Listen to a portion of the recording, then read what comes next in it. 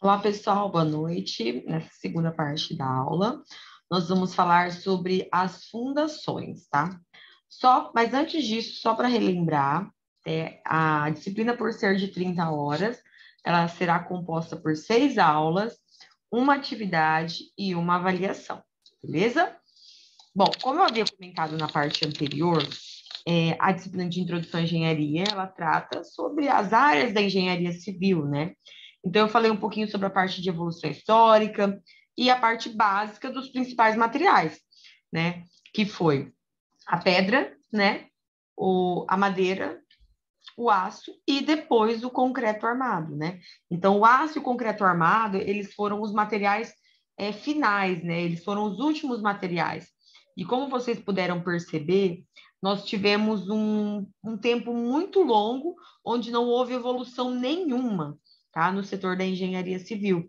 Então, eram simplesmente os processos empíricos que continuavam sendo aplicados. Então, não havia uma evolução realmente significativa. Então, demorou muito tempo, mais de 2.000 anos aí, para a gente ter realmente uma evolução significativa nesse setor, tá?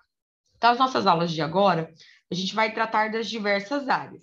A primeira área da engenharia civil que eu vou tratar com vocês é a parte de fundações. Porque a fundação, ela é a base de qualquer obra, né? Se você vai fazer uma obra de infraestrutura, um pavimento, uma edificação, uma casa, né? Qualquer elemento ele precisa de uma fundação. Então a gente vai para esse processo aí de definição de fundações, beleza? Bom, na engenharia civil, né, um engenheiro ele pode trabalhar no setor de construção civil, na parte de geotecnia, né, toda a parte de solos, fundações, na parte de estradas, transportes, né, sinalização de rodovias.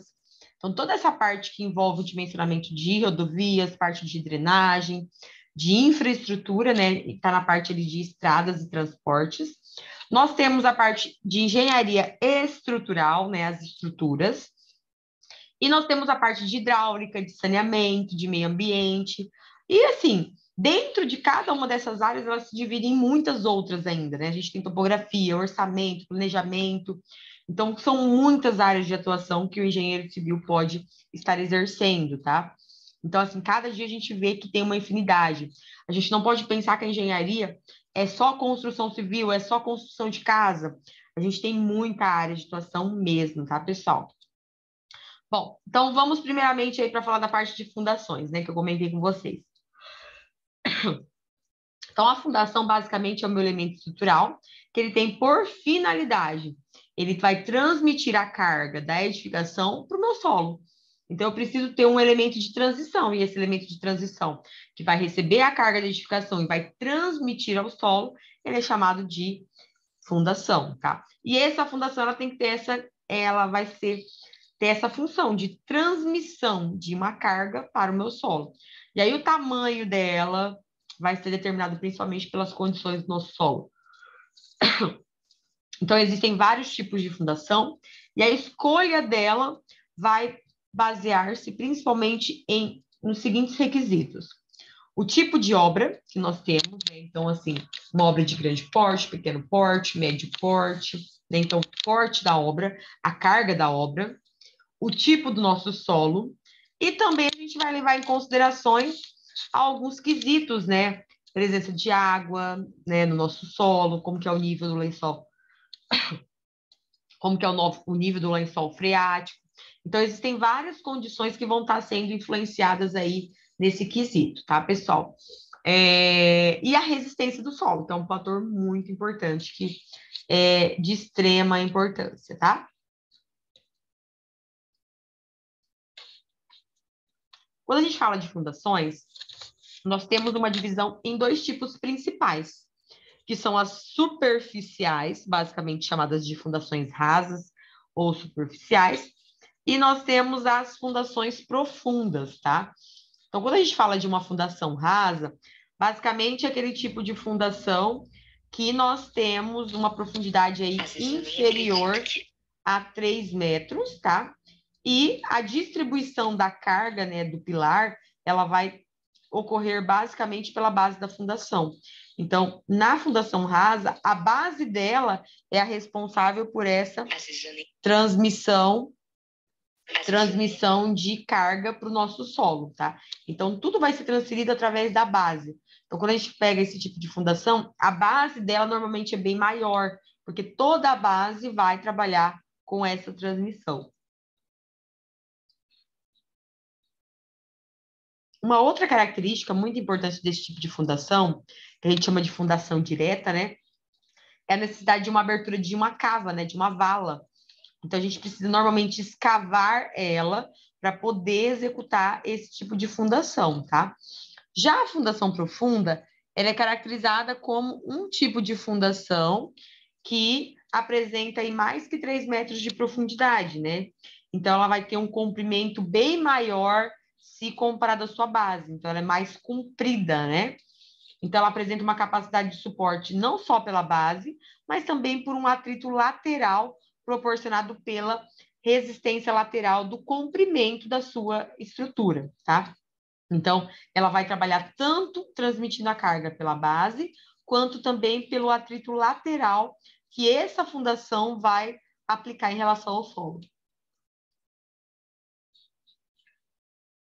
Aqui eu trago duas imagens, né, para esclarecer melhor isso.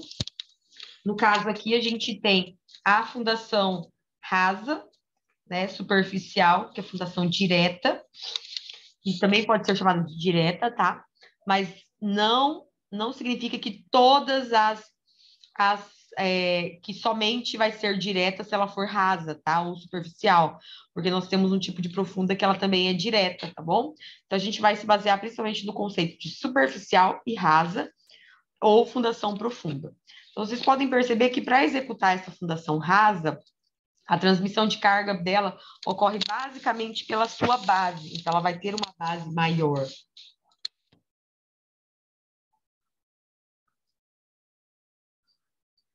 Existe a necessidade também, pessoal, de cavar, né, escavar uma vala para que ela seja executada.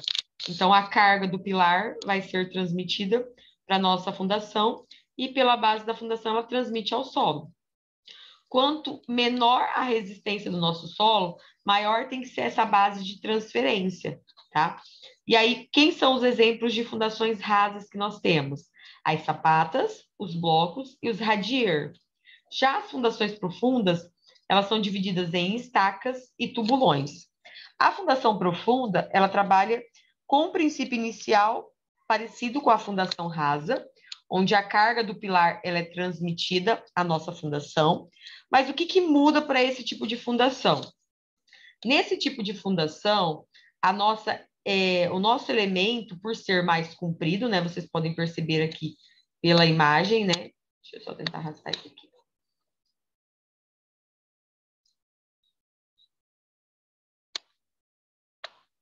Vocês podem perceber que pela imagem aqui, ele é mais comprido, né? Então, ele tem um comprimento maior se comparado à sua base. Então, a base dele é bem pequenininha, bem menor se comparado ao comprimento.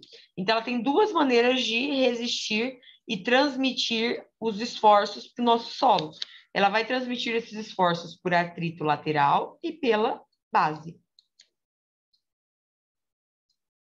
Mas, professora, toda fundação profunda, ele tem essa maneira de transmissão? Não, tá?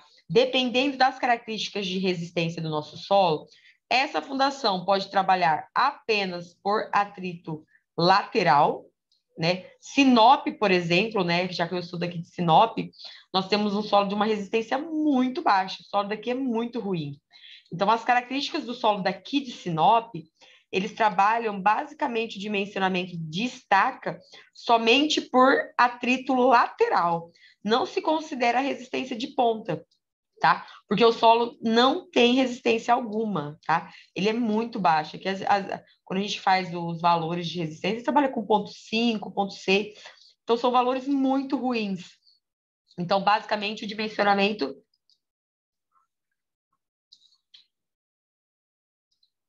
ele se resume a atrito lateral, tá? Então, no dimensionamento, vai ser avaliado as condições do solo, e aí se vai ser considerado o atrito lateral mais a resistência de ponta, ou somente a resistência de ponta, ou somente o atrito lateral, tá? ou os dois juntos, tá? Então, a gente tem essa condição aí. Então, aqui a sapata, a gente pode perceber que ela pode ter este formato prismático, tá? Ou não, tá? Então, aqui a gente tem um desenho dela, que ela tem esse formato mais prismático, tá? Algumas situações se executa esse formato mais prismático ou faz aquele formato mais de paralelepípedo mesmo, tá? Mas ela tem essa condição. Em relação à sua disposição das suas armaduras, né? E até uma questão de detalhamento para visualização, em pranchas de projeto,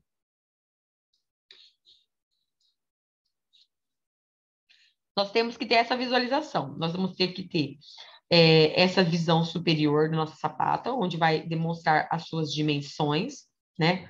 Tanto da locação do pilar, quanto das dimensões da sapata propriamente dita. E a gente tem que ter a visualização também dela em corte, para que a gente consiga observar as armaduras, né, que vão ser utilizadas nela, a sua quantidade.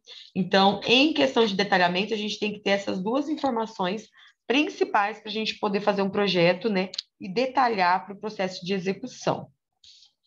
Aqui a gente tem um exemplo de um bloco, tá? Antes da gente ir para o bloco, então vamos só lembrar, a sapata, ela pode ter esse formato aqui mais piramidal, ou ela pode fechar aqui e ficar o formato mais de bloco, né? Mais paralelepípedo. Normalmente, esse formato mais de bloquinho, ele tem um pouco mais elevado de concreto, porque a gente fecha aqui, né? Então, normalmente, recomenda-se esse tipo de bloco para fundações menorzinhas, né? Quando a sua fundação ela é muito grande, recomenda-se, por uma questão até de economia, para que ela realmente atenda no dimensionamento com esse formato mais prismático, beleza? Já os blocos, eles são considerados fundações rasas, tá? Só que eles são fundações rasas que são utilizadas associadas com as estacas, tá? Com fundação profunda. Então, normalmente, um bloco, ele tem como função receber a carga de um determinado pilar, mas, às vezes, esse pilar tem uma carga tão elevada que uma estaca não é suficiente. Então, nesse caso, às vezes a fundação que está abaixo desse bloco é composta por mais de uma estaca. Então, às vezes a gente pode ter 2, 3, 4, 5, 6 estacas. Então, para que essa carga que vem de um único elemento seja transmitida a vários elementos, é construído esse bloco de coroamento. Ele é como se fosse uma sapata, né? Mas ele é um bloco, ele é um formato de bloco, e ele tem que envolver todas as estacas, né? Porque desse bloco, o bloco vai transmitir para cada estaca toda essa carga que está sendo advinda aqui do nosso pilar, tá? Então, apesar dele ser executado com uma fundação profunda, o bloco ele é superficial, tá, pessoal? Porque a sua execução ela é de forma mais superficial. Então, ele é um elemento à parte, ele é para ser associado à nossa estaca, tá? Ele serve como um bloco de coroamento, de amarração. Então, aqui a gente tem um exemplo dele, ó, e as duas estacas. Então, o bloco ele tem que estar armado, e aí a estaca, propriamente dita, também tem que ter uma armadura que vai ficar dentro do próprio bloco, para poder fazer esse processo de execução, né? Então, o bloco caracteriza a fundação em bloco, o fato da distribuição da carga para o terreno será aproximadamente pontual, ou seja, onde houver pilar, existirá um bloco de fundação. E abaixo desse bloco de fundação, a gente pode ter mais de uma estaca, tá, pessoal? Então, vamos lembrar sempre que abaixo desse bloco, a gente sempre vai ter mais de uma, no mínimo uma estaca, mas a gente pode ter mais de uma. Em relação à parte de detalhamento, né, de como que ele é apresentado, né, então tem que ter uma visão, né, uma vista superior das suas dimensões, com a alocação dos pilares, e também a alocação das estacas, né, então aqui a gente está vendo a alocação das estacas, é um exemplo de um bloco com 2 estacas, tá? Então tem que ter a representação das armaduras, tanto a armadura do próprio bloco, quanto a armadura do arranque do próprio pilar, né, que vai estar dentro desse bloco e vai entrar em contato com aqui as nossas estacas, que também terão uma armadura, tá? Vamos sempre lembrar que tem que ter uma armadura de arranque aqui das estacas, tá, pessoal? Eu não posso simplesmente fazer o bloco. Essa armadura ela vai auxiliar nessa fixação melhor, tá? E aí nós temos o radier. O radier nada mais é que uma grande laje, né? Ele é uma fundação rasa também, porque toda a carga é transmitida pela base dele, e ela é como se fosse uma laje armada, né? A execução do radier, ela exige bastante cuidado, principalmente na parte de locação dos pontos hidráulicos, elétricos, sanitários, porque uma vez realizada a concretagem, não se permite que a gente quebre isso daqui, porque quebrou esse concreto, a gente tentar emendar de novo não vai dar a mesma resistência, tá? Então, não é a mesma condição. Então, é importante que vocês entendam que, para a execução desse tipo de elemento, ele é um processo mais rápido. Normalmente são usadas em edificações de padrão mais popular, né? De valor mais baixo. Normalmente complexos habitacionais, né? Aqueles conjuntos habitacionais que a gente tem várias casas do mesmo padrão, que acaba sendo um processo mais rápido, né, para o executor desse tipo de obra. Então, para a obra hoje, né, quanto mais rápido o processo construtivo, melhor. Normalmente, casas mais populares, a gente percebe esse tipo de execução. Executa o radier somente esse tipo de casas? Não, pessoal. A gente pode executar edificações maiores também, tá? Isso vai muito da concepção do projetista. Eu já vi prédios, né, executados em cima de radier, mas desde que a base do radier ela foi tratada anteriormente, né? Ela foi bem compactada, ela foi bem tratada. Então, para executar isso daqui, o solo aqui ele tem que estar bem compactado, para que a gente não tenha problemas futuros depois nessa grande laje que é o nosso radier. Esses radiers, eles têm que ter, no mínimo, pessoal, normalmente as casinhas populares, o pessoal executa radier de 10 centímetros, tá? Então, a partir de 10 centímetros é um valor que a gente acaba utilizando para os radiers. E essa altura dele vai ser variável em relação à quantidade de carga que vai ser aplicado sobre a sua estrutura. Então, o radier, ele é constituído por um elemento único de fundação. Aqui a gente pode perceber, né, o seu processo de execução, onde nós temos abaixo dele uma lona, tá? Então, é aplicado uma lona que vai servir como proteção para que essa armadura não fique em contato direto com o solo, tá? E aí, depois de feita a locação de todos os pontos hidráulicos, sanitários e conferidos, é feito o processo de concretagem.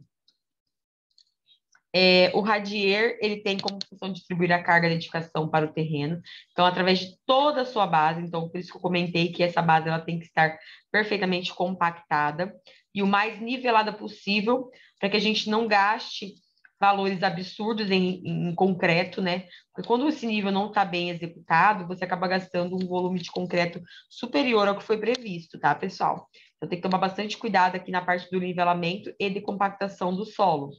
O radier é como se fosse uma laje de concreto armado, onde distribui toda a carga de edificação de forma uniforme. E também é usado de forma econômica quando as cargas são pequenas, né, que eu comentei, ou também em solos de baixa resistência, tá? Então, é um tipo de execução de fundação rasa. E aí nós vamos para as fundações profundas, né? Onde nós temos as estacas, que podem ser de madeira. É claro que hoje as estacas de madeira, elas caíram em desuso, né, pessoal? Por conta da questão do custo, né? Então, elas eram antigamente utilizadas em maior escala para construção de pontes, de vários elementos. Hoje a madeira entrou mais como um elemento estético, né? Então, elas foram antigamente muito utilizadas nas edificações, né? Atualmente, diante dessa dificuldade, a gente acaba tendo uma redução bastante grande na sua utilização e a madeira tem uma grande variabilidade em relação à sua resistência, né? Dependendo do tipo se elas são monocotiledôneas ou dicotiledôneas, elas têm variações de resistência. E a gente tem uma dificuldade em relação ao ensaio, né? Diferente do concreto, que a gente consegue retirar corpos de prova, fazer o rompimento, né? E verificar a questão da resistência. A gente também consegue fazer esse processo na madeira, mas nós não temos acesso fácil a isso, né? Então, nós não temos, por exemplo, na nossa região aqui de Sinop, esse acesso. Então, a gente teria que ir lá para São Paulo para poder fazer esse tipo de procedimento. Então, acaba se tornando um pouquinho mais oneroso nesse quesito, né? Então, é um material que acabou caindo um pouco em desuso, né? Foi muito utilizado, principalmente antigamente, aqui na nossa região, né? Na construção de inúmeras pontes. As estacas de madeira não são mas as estacas de madeira nada mais são que são troncos de árvores, né, em formatos retangulares, e que são golpeadas e fincadas no nosso solo, como um elemento de fundação, né? A madeira mais empregada no Brasil é o eucalipto, principalmente como fundações de obras provisórias, mas para obras de fundações definitivas, normalmente se emprega madeiras de lei. Hoje a madeira de lei ela é muito cara, né? Peroba, aroeira, maraçunduba, ipê, taúba. Então, hoje a gente acaba não utilizando para fins de fundação. Nós temos outros materiais que são mais empregados, né?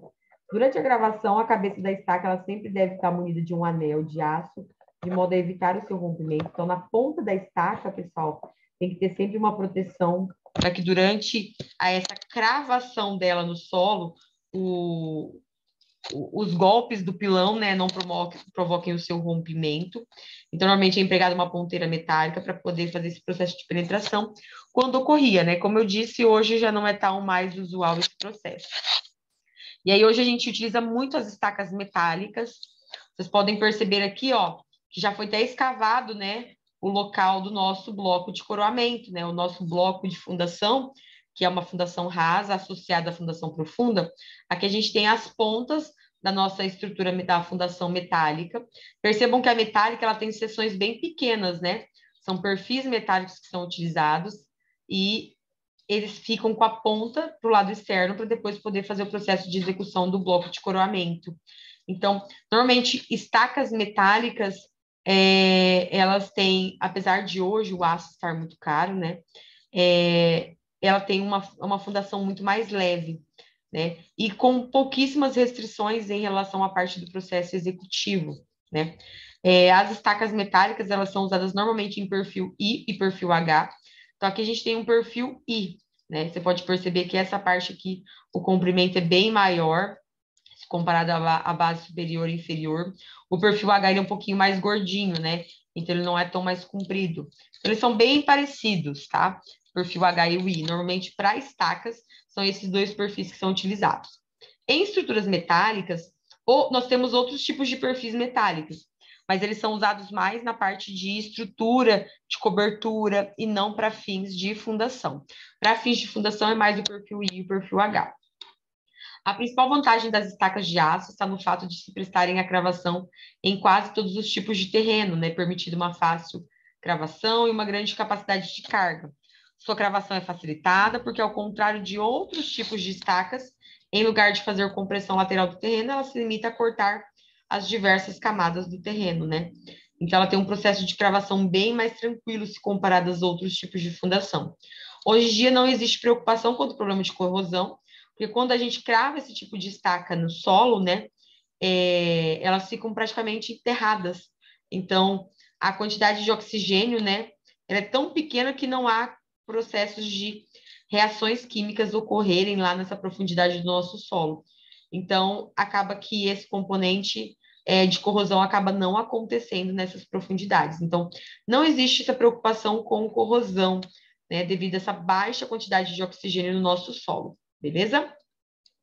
Bom, depois das estacas metálicas, né, nós temos as estacas pré-moldadas, né, em concreto armado. Essas estacas, elas podem ser montadas em concreto armado, tanto concreto armado convencional, quanto concreto armado protendido, tá?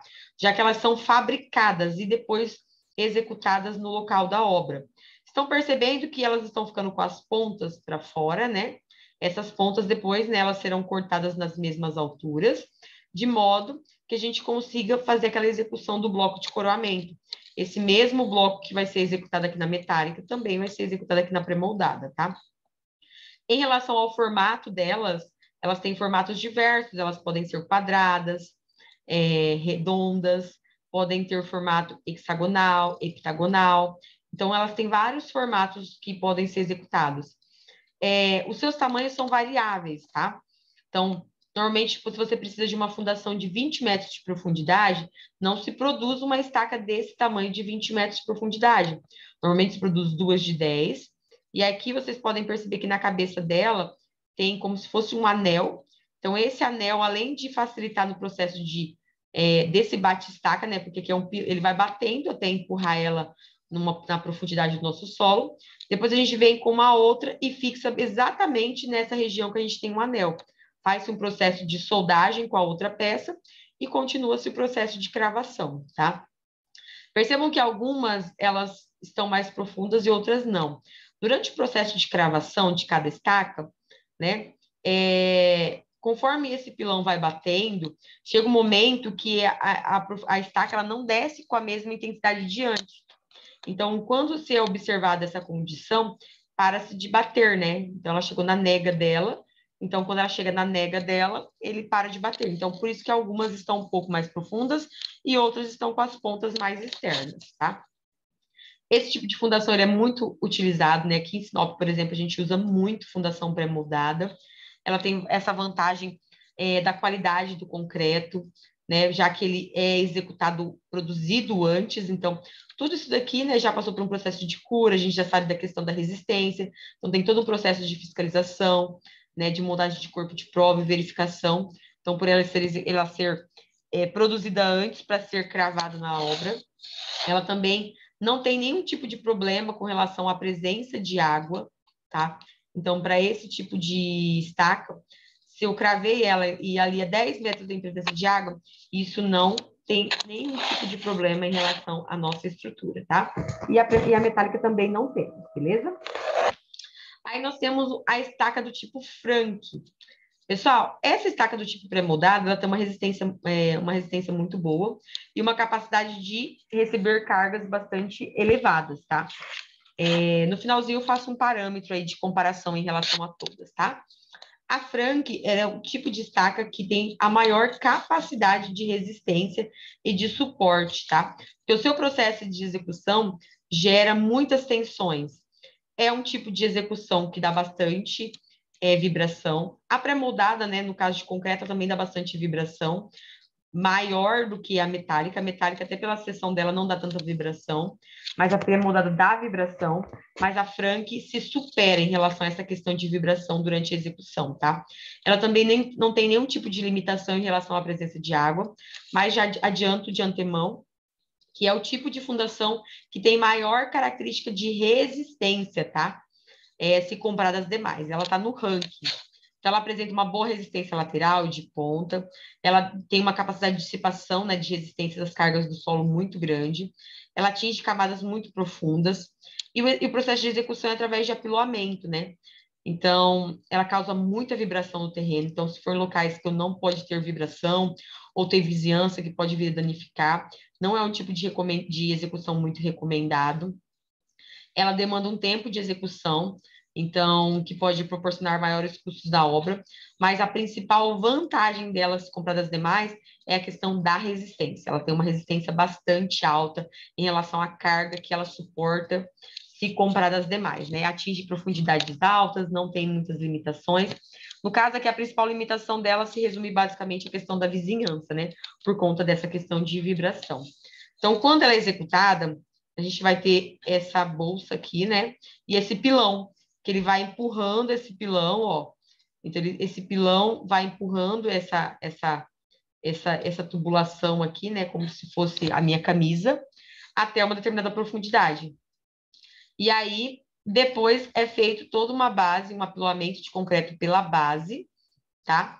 Esse apilamento de concreto pela base vai criar uma base mais alargada, isso vai gerar uma maior segurança e uma maior distribuição das tensões. Depois é acrescentado-se a armadura e realizado-se a concretagem, né? E retira-se essa camisa, né? Então, como esse processo de apilamento dessa camisa é feito até a profundidade desejada, na região lateral do nosso solo é gerada uma tensão muito grande. E essa tensão muito grande faz com que essa fundação, né, que tem um atrito lateral muito grande, seja bem maior. Quando a gente olha essa fundação aqui, percebam que ela é lisinha? Então, o atrito lateral dela é bem menor. Quando a gente olha essa daqui toda rugosa, a gente tem um atrito lateral muito maior. Então, ela é o tipo de fundação que tem maior capacidade de resistência. Aí nós temos a Strauss. A Strauss, ela tem um processo de escavação mais simples, né? É um tipo de fundação mais limitada, para cargas mais baixas, não pode ter presença do nível de água, né? Porque daí isso atrapalha o processo de execução, principalmente durante o processo de concretagem, né? Então, basicamente, você retira a terra com uma sonda, com uma piteira, daí você introduz um tubo metálico rosqueável na profundidade desejada, né? Que ele vai proteger as paredes, e vai fazer a concretagem e depois retira-se esse tubo, tá? Então, ele é um tipo de fundação mais superficial, é fundação profunda, mas nas demais ela é a mais superficial, não causa vibrações, trepidações da vizinhança, possibilidade de verificar durante a perfuração a presença de corpos estranhos, matacões, né, já que é um processo mais simples de escavação. Em argilas muito moles, né, tem um risco para execução, né, de haver, às vezes, o estrangulamento do próprio fuste, né, durante a execução. Tem que ter um controle bastante rigoroso durante a concretagem, né, para evitar falhas. Não pode ter presença de água, porque a presença de água pode atrapalhar todo esse processo de concretagem, e aí você vai ter um concreto, né, dessa fundação com uma qualidade muito ruim, né, um concreto, como que a gente poderia usar o termo? Um concreto sujo, né? Então, é uma fundação mais simples, mais limitada, com uma carga mais baixa, mas de fácil execução, né? Então, para obras menores que exijam uma fundação profunda, ela pode ser um tipo de indicada. Mas a presença de água é uma limitação muito grande em relação a esse tipo de fundação, tá, pessoal? Então, basicamente, a sua execução, ó, a gente vai ter essa camisa aqui, ó, que ela vai estar ajudando no processo de escavação. Então, a gente vai ter um tripé, vai fazer um processo de perfuração, esse apilamento do fundo com cascalho, tipo, depois que faz o processo, deixa eu levantar aqui, depois que faz o processo de escavação, tem que fazer um apilamento com concreto mago, tá? Essa sonda aqui, ela vai ajudar no processo de escavação. Depois de fazer esse concreto mago lá pela base, acrescenta-se a armadura e faz a concretagem.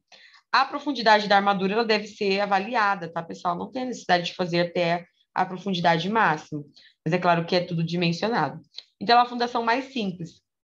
Então, tem que tomar bastante cuidado, né, para que o fuste não seja estrangulado. Então, quando esse solo é muito ruim, então tem que tomar um pouquinho de cuidado para não haver estrangulamento do fuste. Mas, basicamente, é um processo de escavação bem simples, com tripé e com esse elemento, com essa sonda que vai poder fazer esse processo de captação do solo e retirada. E aí a gente tem a hélice contínua, que ela também é um processo bastante interessante, tem uma alta resistência, nada se comparado à Frank, porque a Frank está no ranking. A gente vai ter Frank, abaixo da Frank a gente tem hélice contínua e pré-moldada, para depois a gente ter a Strauss, tá? A hélice contínua ela é executada com equipamento de trado helicoidal, então esse trado vai poder fazer esse processo de escavação, tá? Então ela é uma estaca escavada, também não proporciona muitas vibrações no solo, tem uma alta capacidade de carga, não gera vibrações, mas também é recomendado que mesmo assim faça laudos de vizinhança, tá, pessoal? Falou em fundação profunda, edificações de altas cargas, faz-se verificação de vizinhança, tá? Ela tem um monitoramento eletrônico, tá? Ela, com esse trado, ela vai fazendo o processo de escavação e, conforme ele vai sendo retirado, vai sendo injetado o concreto e, posteriormente, é inserido a armadura, tá? Pode ser executado com até 38 metros de profundidade, não há restrição em relação ao nível do lençol freático, então pode ser executado na presença de água, até porque a injeção do concreto é feito conforme o trado vai sendo retirado, tá? Então, conforme esse trado vai perfurando, ele chegou na profundidade desejada, aí, conforme ele é retirado, é sendo injetado o concreto e depois é inserido a questão da armadura, tá? Então, ele é um tipo de equipamento que tem um custo um pouquinho elevado, se comparado aos demais métodos, mas a grande vantagem dele é essas altas profundidades, altas cargas. É claro que nada supera a Frank é a que tem mais capacidade de suporte, mas se você tem um local que não pode ter essa vibração, ela é a das mais indicadas, mesmo tendo esse custo mais elevado, tá? Também tem que tomar um pouco de cuidado em relação ao equipamento, por ele ser grande, né? Então, ele necessita de uma obra ampla, né? Para que ele consiga se locomover para poder fazer esse processo de execução, tá? Então, tem que estar ele está um pouco limitado em relação à questão de terrenos mais íngremes. Aqui temos uma imagem, ó. Então, o trado já está sendo retirado e a bomba de concreto já está lançando aqui todo o processo da quantidade de concreto, e conforme isso vai sendo retirado, o concreto é lançado e posteriormente inserida a armadura. E por último, a gente tem os tubulões, que a gente tem tantos tubulões de ar comprimido, quanto tubulões a céu aberto, né? O a céu aberto, basicamente, é o cara lá escavando, e aí ele vai sendo retirado essa terra e é uma pessoa lá escavando. O de ar comprimido, normalmente utilizado para execução de fundações de pontes, né? Onde haja a presença de água. Então, as fundações de pontes normalmente são feitas através de tubulões, né? Os tubulões, eles têm que ter um diâmetro mínimo de 70 centímetros, né? É um tamanho muito pequeno, mas pode ser feito maior, né? Para que permita a entrada do funcionário para poder fazer o processo de escavação, tá? Então, os tubulões, normalmente, eles são fundações profundas, mas a base dele tem que ser feito mais alargada, tá? Por que a gente usa o termo fundação direta? Porque a base dele, por ser mais alargada, ela vai trabalhar com uma similaridade em relação à fundação sapata, né? Porque além de transmitir a carga por atrito lateral, ele também vai transmitir pela base, principalmente, tá? Então, por isso que é feita uma base mais alargada para esse tipo de fundação.